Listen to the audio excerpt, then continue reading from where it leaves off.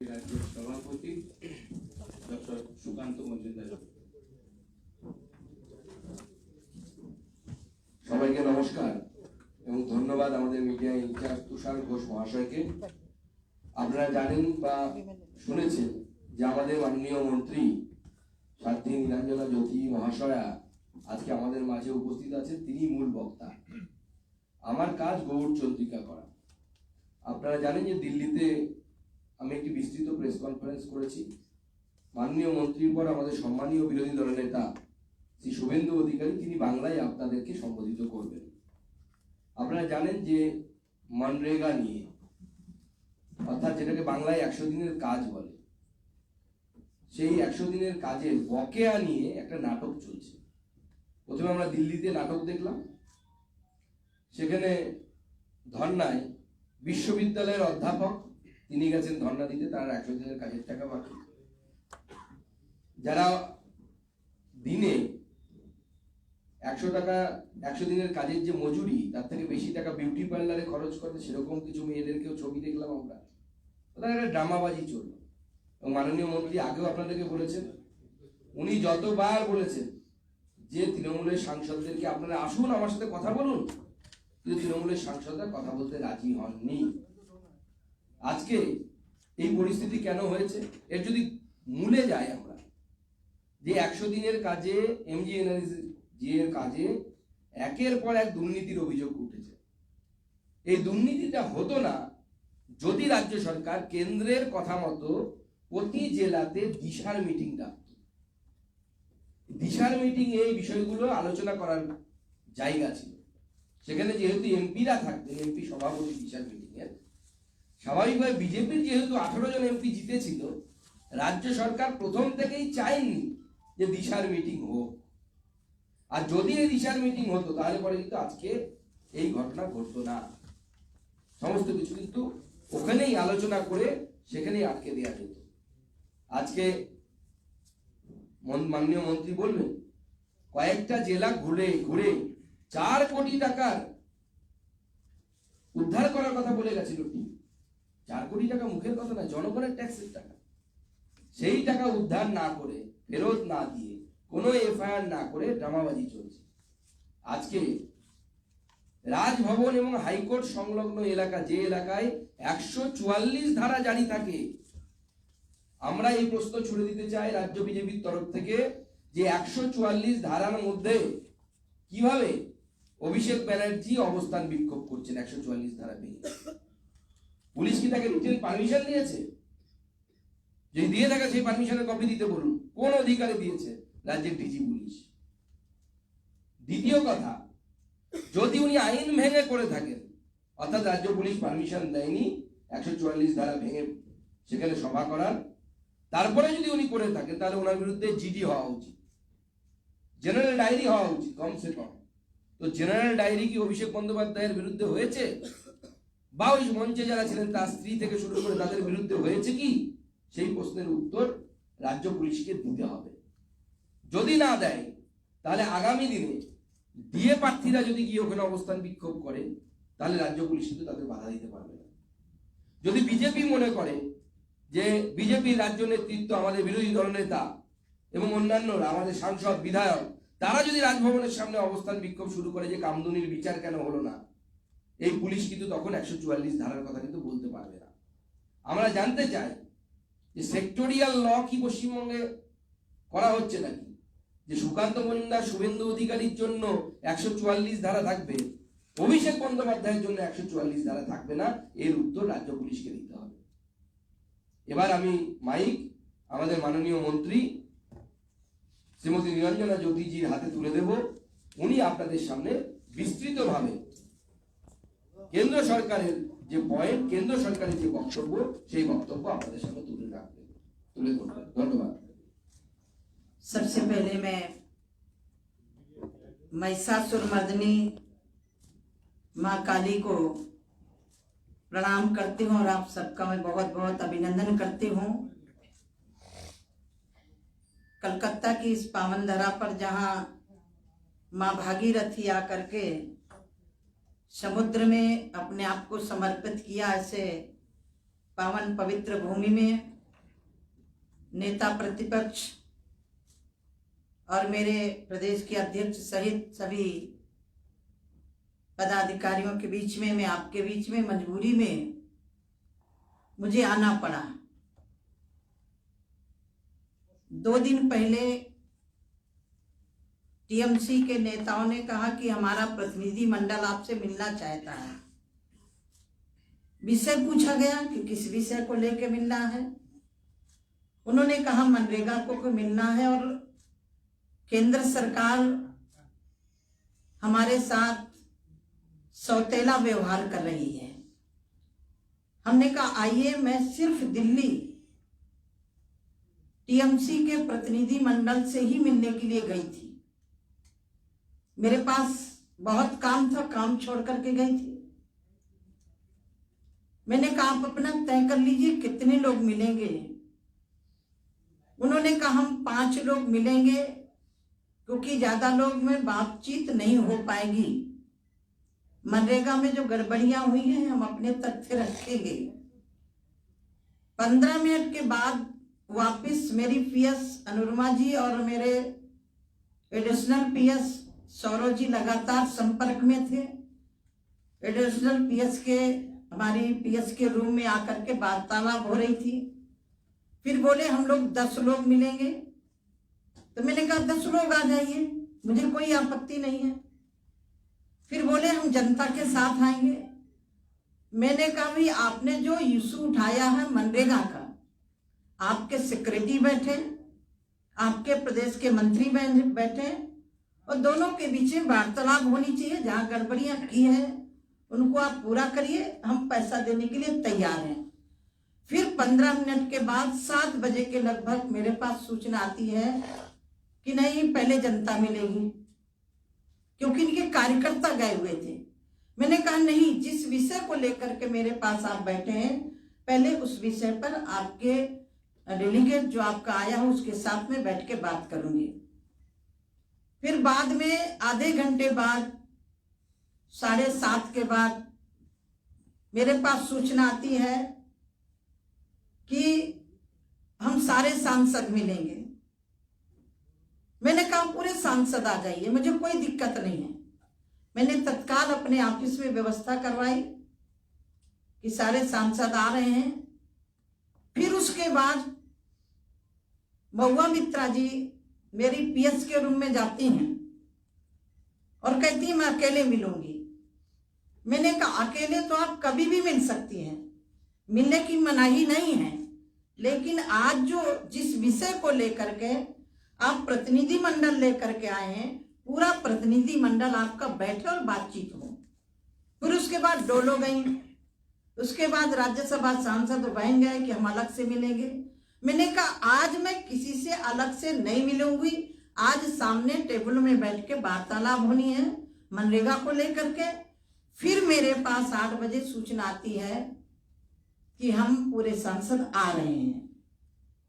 ये 6:30 बजे, मैं 6 बजे पहुंच गई थी, 6:30 बजे से 8 बजे मेरे पास सूचना फिर आती है कि हम पूरे सांसद मिलेंगे। मैंने कहा आइए, कोई मनाही नहीं है। अब मैं वेट करती रही। 8:20 में फिर मेरे पास सूचना आती है कि हम पहले जनता से आप मिलिए। मैंने कहा जनता तो मेरी है, मुझे जनता से कोई मिलने की दिक्कत नहीं है। पश्चिम बंगाल मेरे से अलग नहीं है, लेकिन जिस विषय को लेकर के आप आए हैं पहले उस विषय पर चर्चा होनी चाहिए।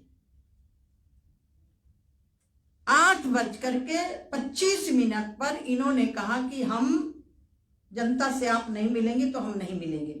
मैंने कहा पहले आपसे मिलूंगी, जनता मेरी है, मैं मिलूंगी, कहीं भी मिलूंगी।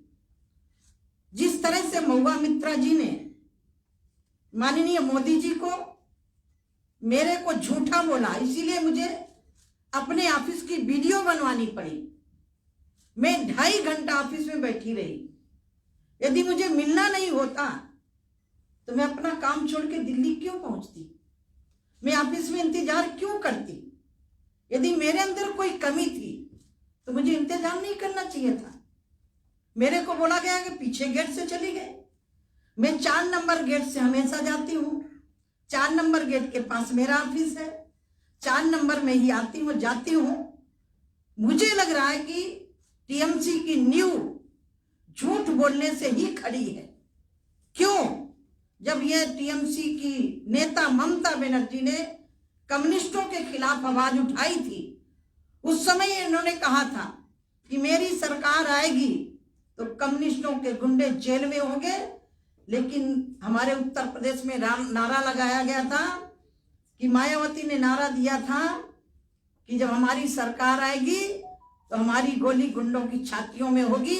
लेकिन उल्टा हो गया था, चढ़ गुंडों की छाती पर गोली मारो, छाती पर यह नारा दिया था। लेकिन बसपा की सरकार आते ही गुंडे चढ़ गए हाथी में, गोली मारे छाती में। यही पश्चिम बंगाल के साथ हुआ है। जो कम्युनिस्टों के गुंडे थे टीएमसी के साथ आकर के आज पूरे प्रदेश में ना कोई महिला सुरक्षित है, ना कोई पुरुष सुरक्षित है। मैं आज तथ्यों के साथ मैं वहां भी बात करना चाहती थी और आज भी आपके बीच में शेयर जरूर करना चाहूंगी।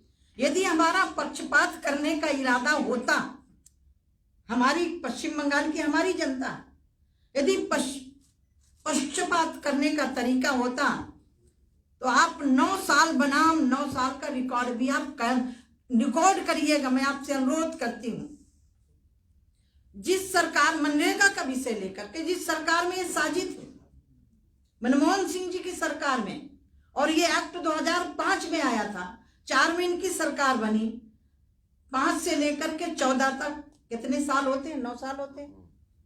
9 सालों में यूपीए की गवर्नमेंट में 4,400 करोड़ के लिए दिया जाता है। मनरेगा में कितना दिया जा रहा है? 14,000 नहीं, आप कितना है? 14,400 करोड़ रुपया दिया जा रहा है। कितना दिया जा रहा है मनरेगा में सिर्फ अकेले? अब आप देखिए 9 सालों में हमारी सरकार के समय 54,000 करोड़ रुपया दिया जा रहा है। हम पक्षपात कहां कर रहे भाई? यदि पक्षपात करना होता तो ये आंकड़े बताते हैं। आप इसको देखिए, कहां 14,000 करोड़ रुपए, 14,000 और कहां 54,000, चौगुने का फर्क है। प्रधानमंत्री आवास जिसमें इन्होंने अपात्रों को दिया, शिकायत पर कार्रवाई हुई, पात्र वंचित है, उसमें भी आप देखिए यूपीए की सरकार में जो इंदिरा आवास चलते थे उसमें 4,400 करोड़ रुपया दिए गए 9 सालों में। कितना दिया गया? आप थोड़ा बोलते जाइए ना, आपको रिकॉर्ड याद रहेगा। 4,414। मोदी जी की सरकार ने कितना दिया? 30,000 करोड़ रुपए दिए प्रधानमंत्री आवास में। तिगुना चौगुना का अंतर हो गया ना, 6 गुना अंतर हो गया। अब आप देखिए, यदि हमें प्रदेश सरकार के साथ सौतेला व्यवहार करना होता तो हम अन्य मद का पैसा रोक सकते थे।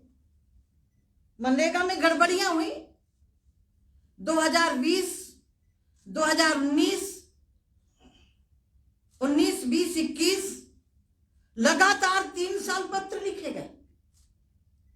हुबली कई जिलों में एक गांव पंचायत में भ्रष्टाचार हुआ, उसको हमारी सरकार ने, हमारे सेक्रेटरी ने, हमारे मंत्री ने पत्र लिखा कि जिन्होंने गड़बड़ी की उनके ऊपर कार्रवाई करिए।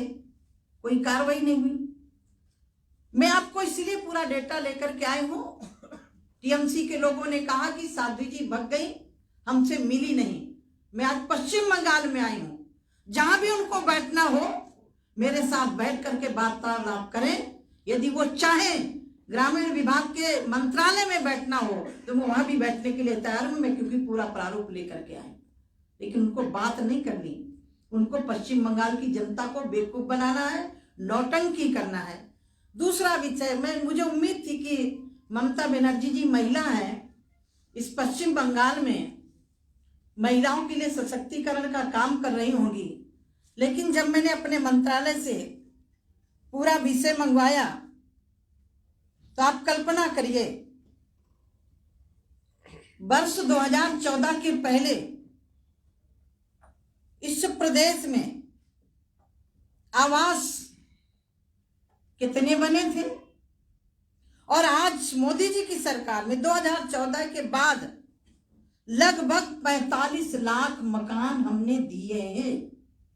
यदि हमें पश्चिम बंगाल की जनता के साथ हमदर्दी नहीं होती और इनके यूपीए की गवर्नमेंट के सरकार के समय जो इंदिरा आवास थे, ये 45 लाख तो हमने मकान दिए, इंदिरा आवास 10,21,000 वो अपूर्ण घर हमने पूर्ण किए।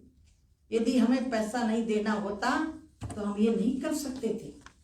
हम पश्चिम बंगाल की जनता के साथ छलावा नहीं करने देंगे। आज यदि हमें पश्चिम बंगाल की जनता के साथ हमदर्दी नहीं होती, एक दूसरा विभाग मेरे पास है जिसमें प्रधानमंत्री अन्न योजना लागू की गई। कोविड के समय से लेकर के अभी तक लगभग इस राज्य में लाभार्थियों की संख्या 6 करोड़ 2 लाख है और ये अन्न फ्री हम लोग दे रहे हैं, मोदी सरकार दे रही है, जिसमें राज्य सरकार को 39,71,000 टन आवंटित किया गया। यदि पक्षपात करना होता तो इसका भी पैसा हम रोक सकते थे, लेकिन मुझे नहीं पता कि ममता बनर्जी जी की सरकार किस हद तक जाएगी। मैं संत हूं, मैं इनकी तरह नेता नहीं हूं। जिस तरह से महुआ मित्रा ने मेरे को झूठ बोला, आप लोग जिस इशू को लेकर के गए थे क्यों नहीं बात किया, क्यों नहीं मेरे ऑफिस में आप अपना अपना प्रतिनिधि मंडल लेकर के आए, क्यों? हमारे यहां कहावत है, चोर की दाढ़ी में तिनका। इस प्रदेश में घोटाला हुआ, मनरेगा में बहुत बड़ा घोटाला हुआ। अब एक और आपको जानकारी देना चाहती हूं। ये हमारे प्रधानमंत्री ग्राम सड़क योजना, ये भी मेरे ही विभाग का है। यदि हम मनरेगा में रोकते तो इनका भी तो पैसा रुकना चाहिए ना। यूपीए की गवर्नमेंट में राशि कितनी दी गई प्रधानमंत्री सड़क योजना की? 5,400 करोड़ रुपए। क्या यहाँ के लोगों को सड़कों में चलने का अधिकार नहीं था क्या? यूपीए की गवर्नमेंट में खंबे बन के भी सहयोगी बने हुए थे। मोदी सरकार ने, एनडीए सरकार ने 11,000 करोड़ रुपया दिया इन 9 सालों में। तो भैया हिसाब तो होना चाहिए ना, 9 साल बनाम 9 साल, ये तो हिसाब में देना पड़ेगा। महिला है, हमारे देश की महिला यदि सशक्त नहीं होगी तो हम आत्मनिर्भर नहीं हो सकते। जिस सरकार में शामिल थे, मनमोहन सिंह की सरकार में, उस समय स्वयं सहायता समूह की बहनों को बैंक से ऋण कितना दिया गया था? 600 करोड़ रुपए। कितना दिया गया था? क्या पश्चिम बंगाल की महिला आत्मनिर्भर नहीं होनी चाहिए? उसको अपने पैरों नहीं खड़ा होना चाहिए? इनके समय 600 करोड़ रुपया। अब एक आंकड़ा मोदी जी का भी मैं देना चाहती हूं। मोदी जी के कार्यकाल में भारतीय जनता पार्टी की सरकार के समय सिर्फ पश्चिम बंगाल में 74,000 करोड़ उन महिलाओं को बैंक से लोन दिया गया। कितना आंकड़ा बढ़ता है? 6,000 करोड़ और 74,000, 600 करोड़ था वो। उनका 600 करोड़ अकेले, और हमारा कितना है? 74, मतलब 74 टाइम्स। कितना बड़ा अंतर है। यदि हमें पक्षपात करना होता तो हम ये क्यों देते भाई? पश्चिम बंगाल के साथ हम पक्षपात नहीं कर सकते। ममता दीदी, ये भारत संघीय ढांचा है, संघीय ढांचा के उल्लंघन को करोगे तो हम मनरेगा में भ्रष्टाचार नहीं होने देंगे। इनके समय पर ममता दीदी से बहुत बड़ी उम्मीद थी कि महिलाएं इस प्रदेश की सशक्त होंगी।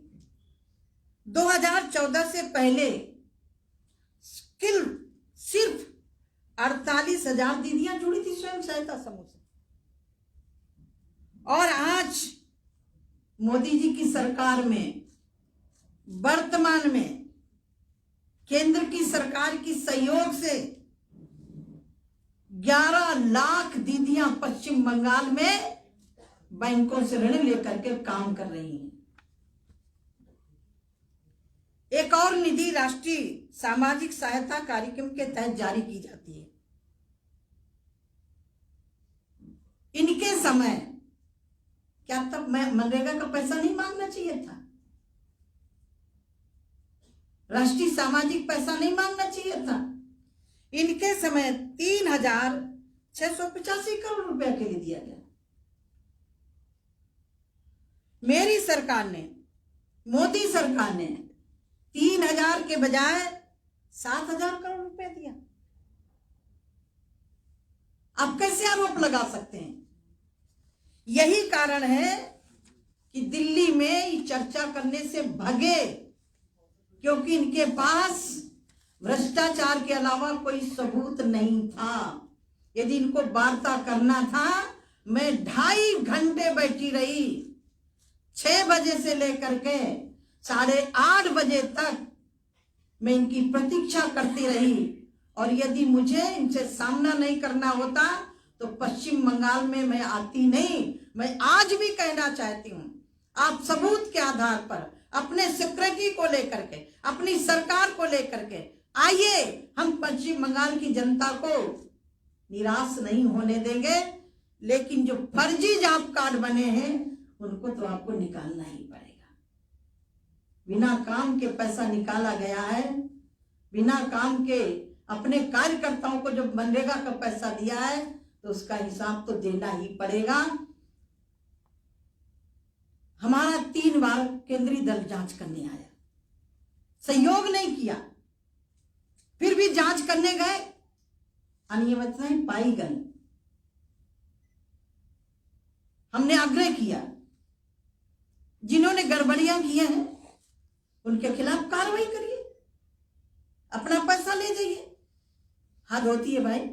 19 में पत्र लिखा, 20 में पत्र लिखा, 21 में पत्र लिखा, आपने कार्रवाई क्यों नहीं की? कार्रवाई इसलिए नहीं की गई, कार्रवाई करते इनकी सरकार के नुमाइंदे ही फंसने वाले थे। इसीलिए टीएमसी की सरकार ने मनरेगा में भ्रष्टाचार करने वालों के खिलाफ कार्रवाई नहीं की।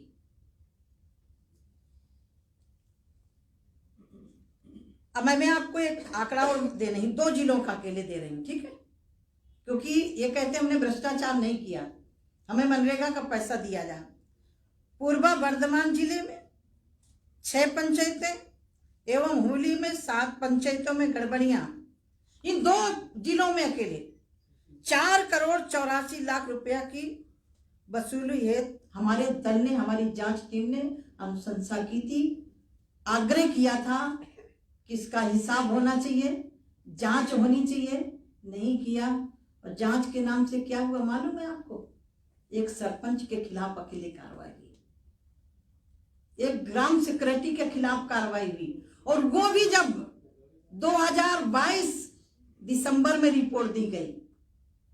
हमने कहा ये तो नहीं चलेगा भाई, जो आपका बड़ा लीडर है मनरेगा में भ्रष्टाचार कर रहा है उसके ऊपर कार्रवाई करिए। मैंने पहले ही कहा कि इनके ऊपर भ्रष्टाचार का आरोप नहीं है, टेबल में बैठ के बात करेंगे, ये बात करने लायक नहीं है। दिल्ली में जाकर के इनको नौटंकी करनी थी, इससे अच्छा अभिनेता अच्छा होता है, वो कम से कम समय पर अपना अभिनय कर लेता है। इन्होंने मुझे 2.5 घंटा तक 5 सांसद नहीं 10 सांसद मिलेंगे, 10 नहीं 15 मिलेंगे, फिर जनता मिलेगी, फिर पूरे सांसद मिलेंगे। मैंने सबके लिए हाँ कर दिया। फिर बाद में कहते नहीं जनता मिलेगी। वो जनता कौन थे? टीएमसी के कार्यकर्ता थे। फिर भी मैंने कहा कि आपके साथ बैठ के वार्तालाप हो जाए, हम उनसे भी मिल लेंगे। तो कहते उनसे नहीं मिलोगे तो हम नहीं मिलेंगे।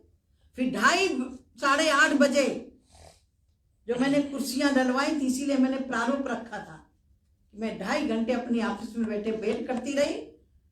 इनको मीटिंग करना ही नहीं था, इनको दिल्ली में जाकर के नौटंकी करनी थी, पश्चिम बंगाल की जनता को गुमराह करना था।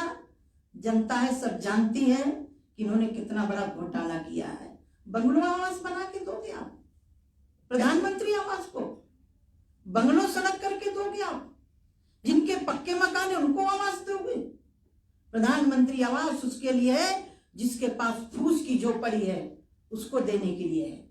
गड़बड़ी करोगे तो हम जांच करेंगे और भ्रष्टाचार करोगे तो कार्रवाई भी होगी। और पैसा 2005 का जो एक्ट है उसमें एक 27 धारा है, केंद्र सरकार को पैसा रोकने का अधिकार है। यदि गड़बड़ियां हुई हैं तो गड़बड़ियों को आप ठीक करो, हम देने के लिए तैयार हैं। दीदी, आपने एक टीएमसी के डेलीगेशन को कहा है कि मिलने के लिए बुलाया है। आपने अगर आपको बोला जाए आज मिलने के लिए तो आप मिलने के लिए जा रही हैं? नहीं, मैं नहीं जाऊंगी। अब उनकी जो जरूरत है, मिलना है तो आकर मिले ना, मैं नहीं जाऊंगी। उनको मिलना ही नहीं है। मैं तो पूरे सबूत के आधार पर आई हूँ। अभी मैं पूरा सबूत बोली कहाँ हूँ? मैं पूरा रिकॉर्ड लेके आई, वहां भी बैठी थी रिकॉर्ड लेके। उनको मिलना ही नहीं है। जनता का जो अधिकार छीना है, यहाँ पश्चिम बंगाल में मैं लगातार 1-1.5 साल से आ रही हूं।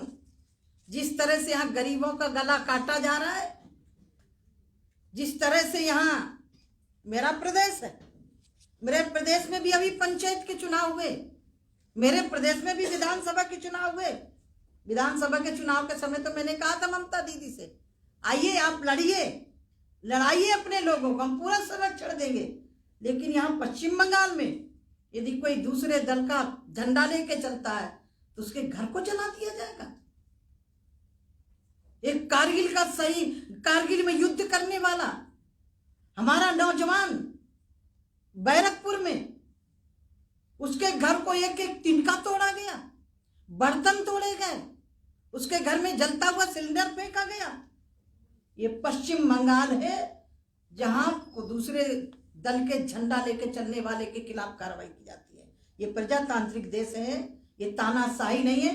अभी मुझे एक ट्वीट की जानकारी मिली कि जमींदारों की पार्टी है, जमींदारों की पार्टी नहीं है, ये प्लेटफार्म में चाय बेचने वाले की पार्टी है। ये मोदी जी की सरकार है। 2014 से लगभग शहरी और ग्रामीण आवास लगा करके देश के अंदर 4 करोड़ के ऊपर आवास दिए, 12 करोड़ के लगभग शौचालय दिए हैं। वो किसके हैं? मेरे परिवार के नहीं है, मोदी जी के परिवार के नहीं है।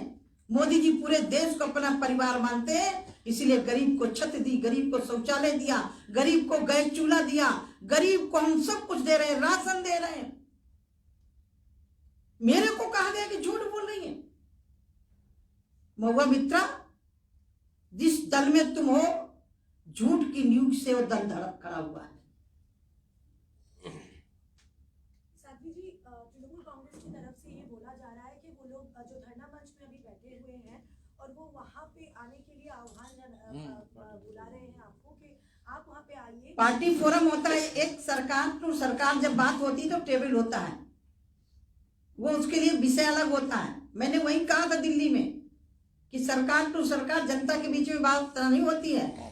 आपके अधिकारी हो, मेरे अधिकारी हो, मैं बैठी हूं, हम बात करने के लिए तैयार हैं। ये तो दुर्भाग्य है कि जिसकी सरकार प्रदेश में, वो कोर्ट का रास्ता रोक के बैठे, राज्यपाल भवन को घेरे बैठे। ममता बनर्जी के हाथ में कानून व्यवस्था है, क्या कोर्ट में जाने में जनता को परेशानी नहीं हो रही होगी? क्या कर रही है पुलिस? 2013 में दिल्ली जैसा कांड हुआ था, फांसी की सजा निचली कोर्ट ने दिया था, कानून कहां चला गया था? अब उनको मजबूरन कहना पड़ रहा है हमें दिल्ली में न्याय मिल सकता है, यहां नहीं मिल सकता है। ये उम्मीद तो ममता बनर्जी से नहीं की जा सकती थी कि एक बेटी के साथ बलात्कार हो, बलात्कारियों को फांसी की सजा हो और उनको फांसी की सजा ना दे करके कोर्ट से बरी करवा दिया जाए, इनके सरकारी वकील बन जाए। ये तो पहला प्रदेश है मैं जहां देख रही हूं। क्या बात कर रहे हो? कोर्ट का दरवाजा बंद करोगे?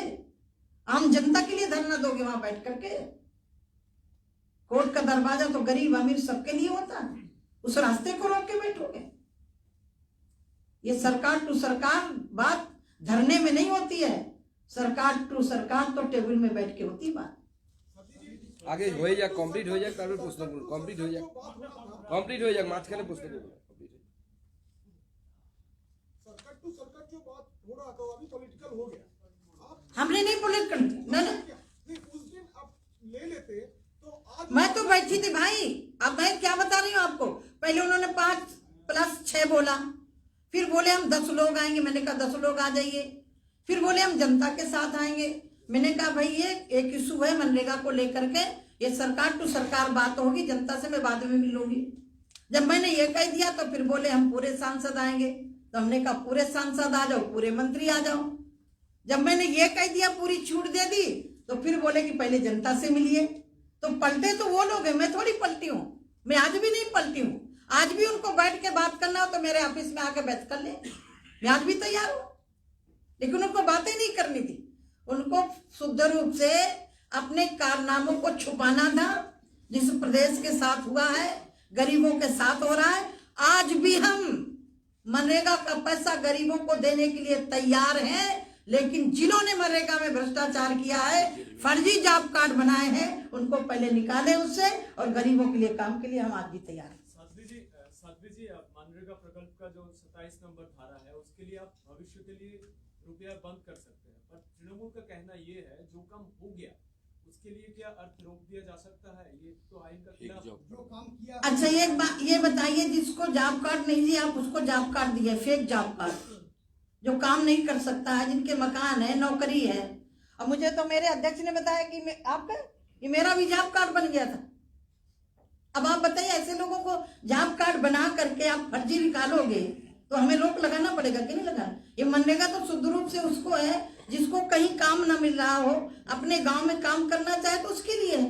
काम भी नहीं हुआ, और काम भी नहीं हुआ। हुबली में गड़बड़ी पाई गई, आपके में पूरा रिकॉर्ड मैं चाहूंगी कि इसको रूपांतरण करके आप मीडिया को जरूर दे दीजिएगा। ऐसा कि सिर्फ बंगाल में ही है, ज्यादातर बंगाल में ही, और कौन कौन स्टेट में ऐसा? और कोई अभी ऐसा स्टेट नहीं मिला।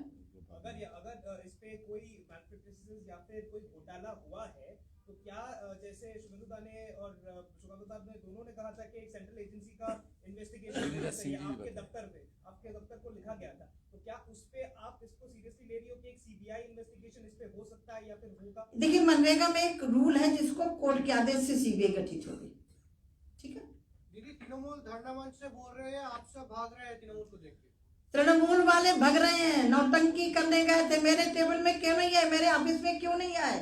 मेरी पीएस अनुरमा, मेरे एडिशनल पीएस सौरभ अग्रवाल 20 बार इनसे रिक्वेस्ट की, हाथ जोड़ करके कि आइए मंत्री जी बैठी हुई हैं, वार्तालाप करिए। वार्तालाप से तो ये भग रहे हैं। पीछे गेट से आप निकल गए हो। मेरा पीछा गेट है नहीं, मैं 4 नंबर से ही जाती हूँ। साध्वी जी, तृणमूल कांग्रेस बोल रही है कि ये उनका आंदोलन ही है, इसकी वजह से आपको कोलकाता में आना पड़ा, क्योंकि अभी और वो लोग चाह रहे हैं कि जो धरना दे रहे हैं, जो आम जनता है वो धरना दे रहे हैं, तो उनसे जाके आप मिलिए। आम जनता नहीं, वो टीएमसी के लोग हैं। आम जनता से तो मैं रोज मिलती हूँ, मुझे 4 लोकसभा मिली। पार्टी का झंडा लेकर कर रहा है, पार्टी का झंडा लेके आंदोलन कर रहे हैं। आंदोलन करने वाले कौन है? मैं तो ये पहली बार देख रही हूँ कि जिसकी सरकार हो उसी प्रदेश में धरना दिया जा रहा है, और राज्यपाल भवन के सामने, कोर्ट के सामने। पहले आंटी का पिक्चर नहीं थे, इलीगल दस का बात। क्या मतलब है उसका? मैं डरती होती तो पश्चिम बंगाल क्यों आती? मैं तो वहां भी बैठी रही 2.5 घंटा। सही बात तो यह है कि चोर की दाढ़ी में तिनका, आप उसको खत्म करिए, केस करिए। जो डीसी मनरेगा है, आपके जो अधिकारी हैं जिन्होंने भ्रष्टाचार किया है, हम गरीब का अधिकार नहीं रोकेंगे।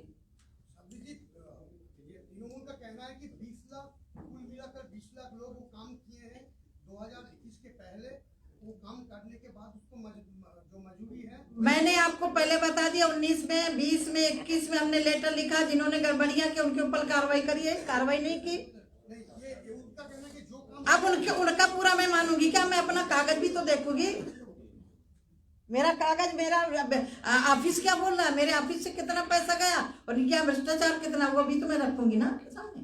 ये घोटाला किस साल से चला आ रहा था आपके पास? तृणमूल मेरे पास 19 से आया है, उसके पहले हमारे नरेंद्र सिंह तोमर जी थे, उन्होंने लेटर लिखा, 20 में लिखा गया, मैं 19 में आ गई, 21 में लेटर लिखा गया, 22 में एक सरपंच के खिलाफ कार्रवाई करके भेजा गया। तो ये तो नहीं चलेगा ना।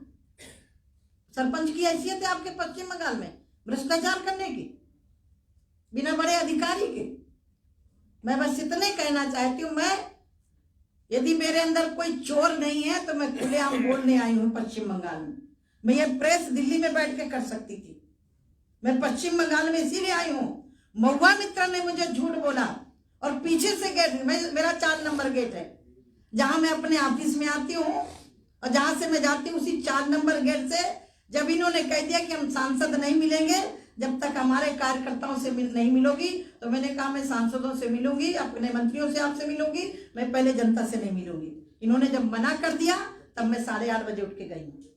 तृणमूल कांग्रेस का ये कहना है कि जो घोटाला किया गया है उसको रोक के जो अलग जिला है, जिस जिला में लास्ट क्वेश्चन है। नहीं, ये कैसे संभव हो सकता है भाई? हमारा तो वित्त पूरा राज्य सरकार के लिए आता है, कोई एक पर्टिकुलर जिले के लिए तो नहीं आता ना, ठीक है ना। यदि आपके जिले में कहीं घोटाला हुआ तो उसकी जांच करिए, हम देने के लिए तैयार है। Thank you. শেষ প্রশ্ন এবার শুভেন্দুদা বলবেন।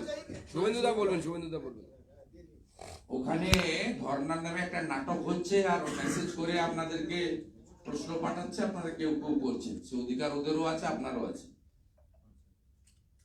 এন্টার ধর্নার নামে, অ্যাজিটেশনের নামে ড্রামা, পলিটিক্যাল এজেন্ডা এবং ওয়েস্ট বেঙ্গলে যে করাপশন মেন ইস্যু তাকে সরানোর জন্য এটা করা হচ্ছে।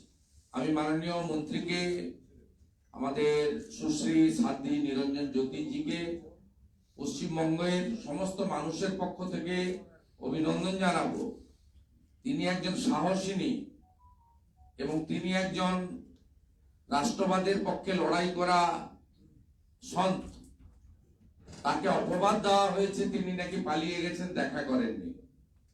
আজকে রাজ্যপালের গেটে ধর্নার জন্য উনি আসেননি, উনি এখানে এই যে গত 3 দিন ধরে তৃণমূল কংগ্রেস রিজিওনাল পার্টির পক্ষ থেকে যে ক্যাম্পেইন হচ্ছে এবং যে ক্যাম্পেইনকে এ সেকশন অফ মিডিয়া অন্য সব ইস্যুকে পিছনে ফেলে দিয়ে তাকে সামনে করার চেষ্টা করছেন।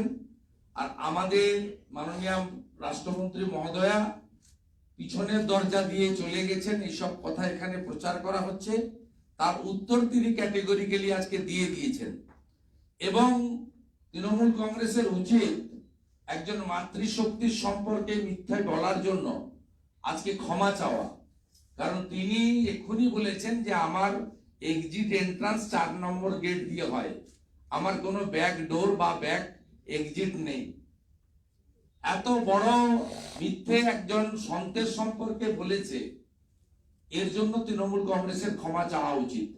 মাননীয় রাজ্য সভাপতি ডক্টর সুকান্ত মজুমদার সাংসদ সহ সম্মানিত নেতৃত্ব আছেন, আমাদের মাননীয় মন্ত্রী মহোদয় এখান থেকে তিনি কানপুর লখনৌ ফিরে যাবেন, তার অনেক প্রি অকুপাইড প্রোগ্রাম রয়েছে, আমাদের অনুরোধেই তিনি এসেছেন।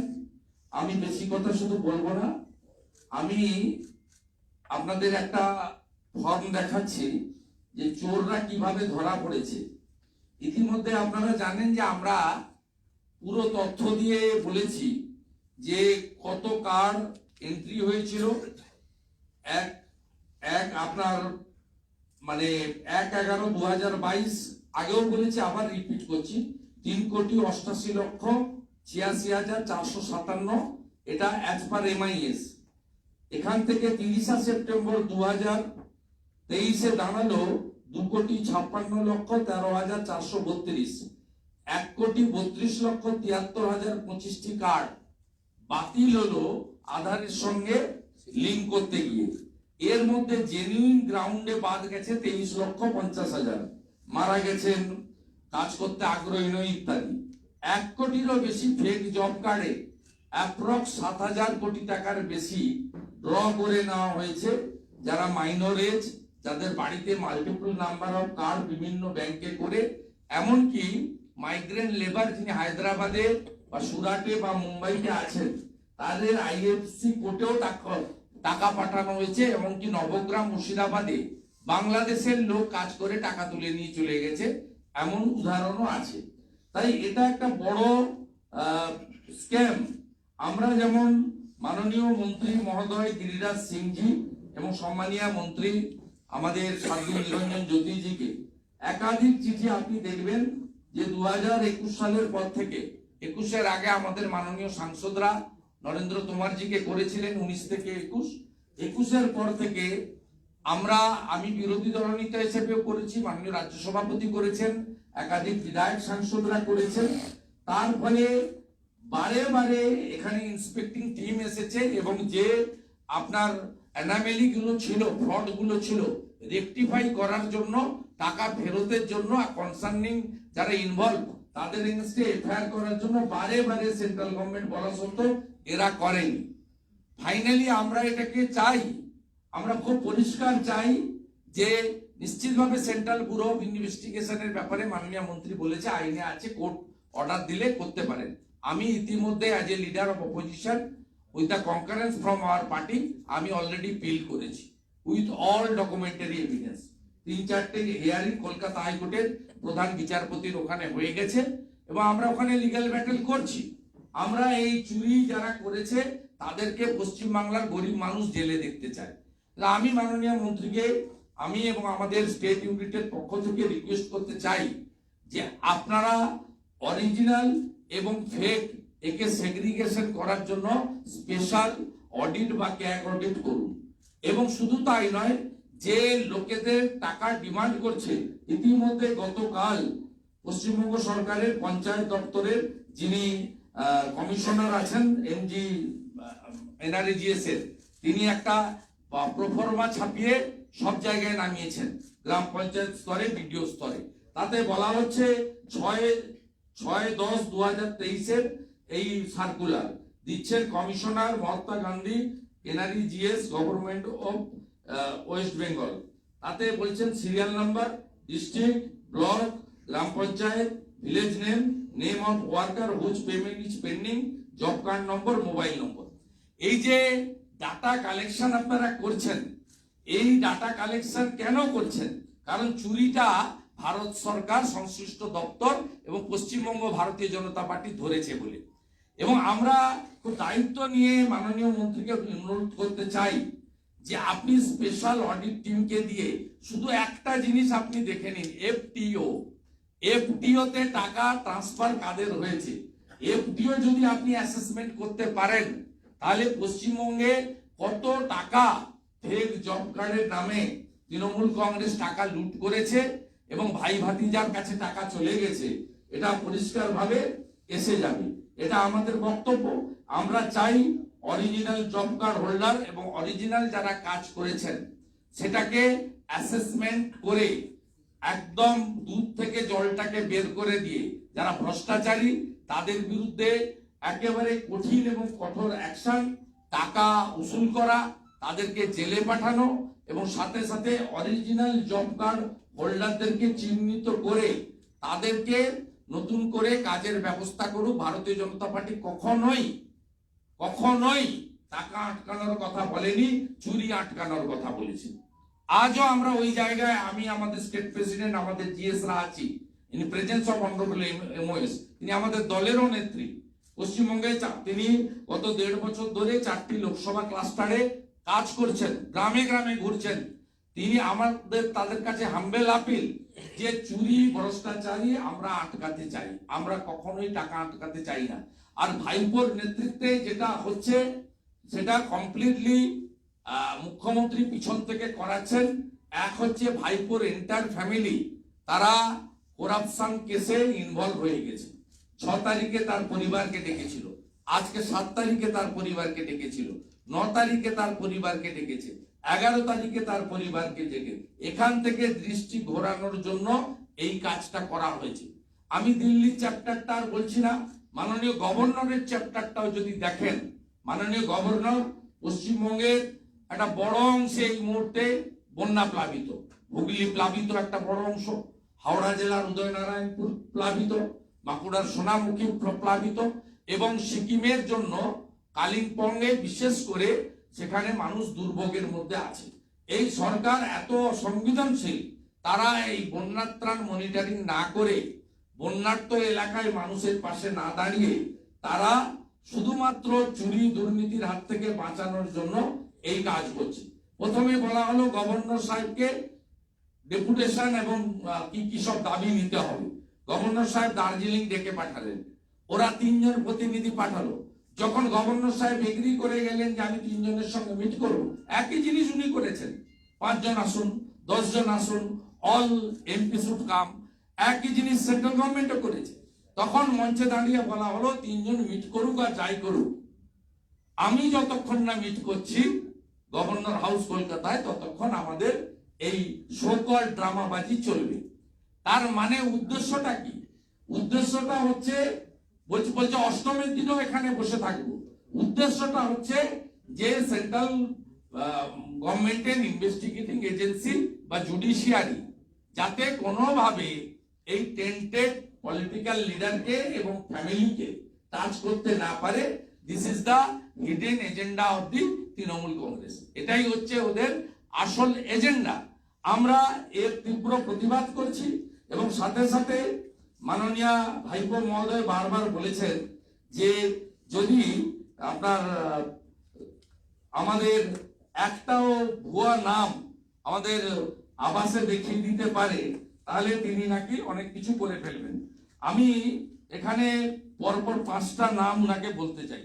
মাননীয় মন্ত্রী তারা আছে, তার সামনে আর আমি বেশি কথা বলবো না। আমি 5টা নাম শুধু আমি এখানে, আমি বিরাট তালিকা, হাজার হাজার কেসের তালিকা আছে, যে তালিকাতে আমরা বারে বারে আমরা বলেছি।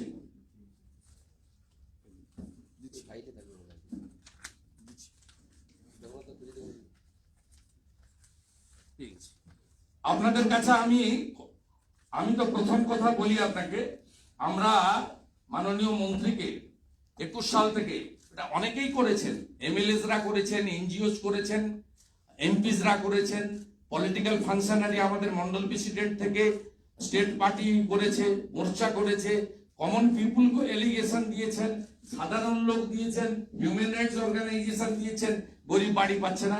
আমি যে তালিকা দিয়েছি আবাস যোজনার, এই তালিকা দেখুন, এর এগেনস্টে 17টা টিম এসেছিল।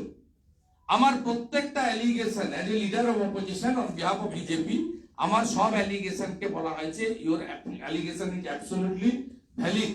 আমাকে মাননীয় মন্ত্রী 23শে মে চিঠি দিয়ে জানিয়েছেন।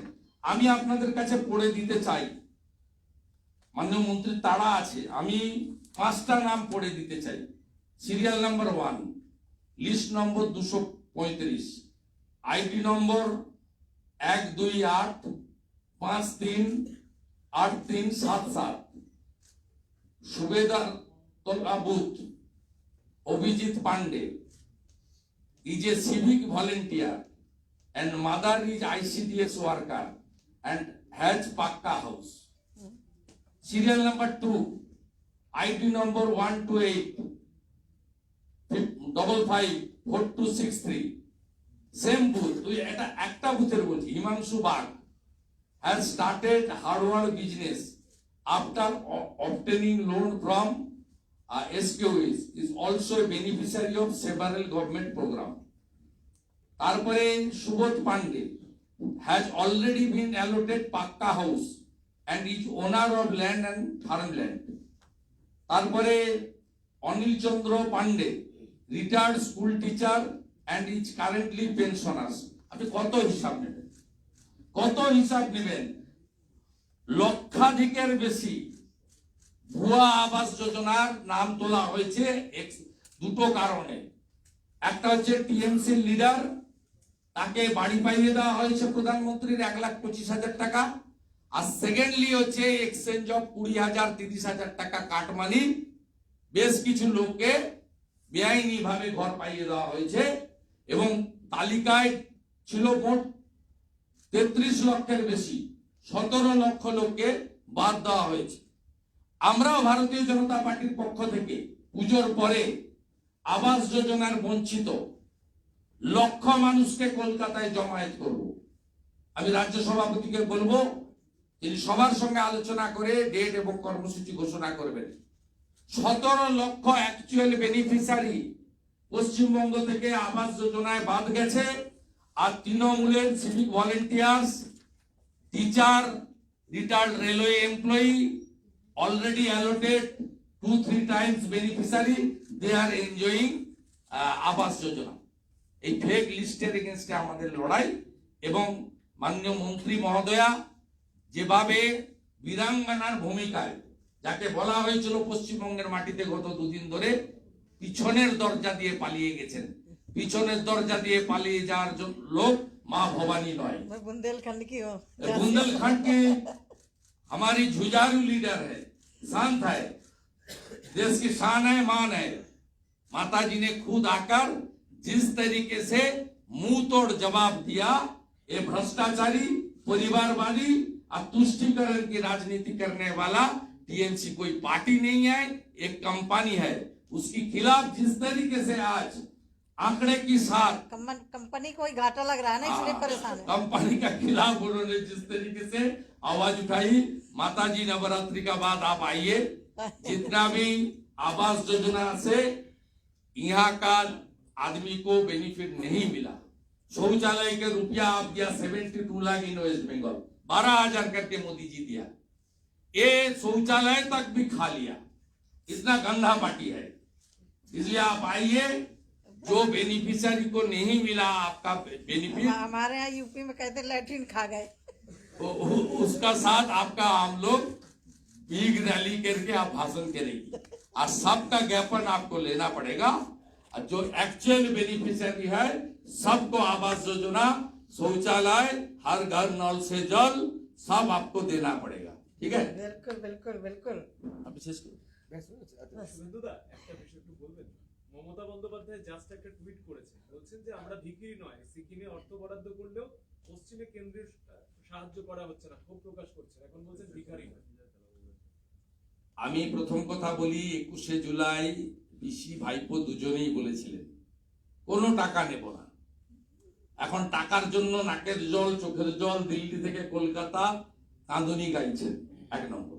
দ্বিতীয় হচ্ছে এনডিআরএফ, ন্যাশনাল ডিজাস্টার রিলিফ যে ফান্ড রয়েছে, তার যে প্রপোর্শনের ফান্ড পশ্চিমবঙ্গে পাওয়ার কথা অলরেডি পশ্চিমবঙ্গ পেয়েছে।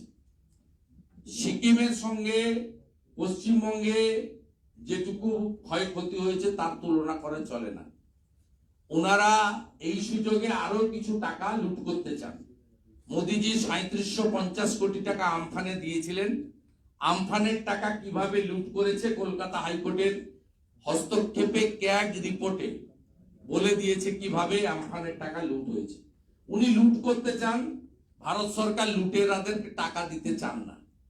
তাই পশ্চিমবঙ্গের মুখ্যমন্ত্রী যেখানে ইমাম সাহেব, মুয়াজ্জিন সাহেব একটা ছোট অংশের পুরোহিতদের ভাতা বাড়িয়েছেন, এটা 1 বছর পিছিয়ে দিন, তাতে 200-250 কোটি টাকা হয়ে যাবে।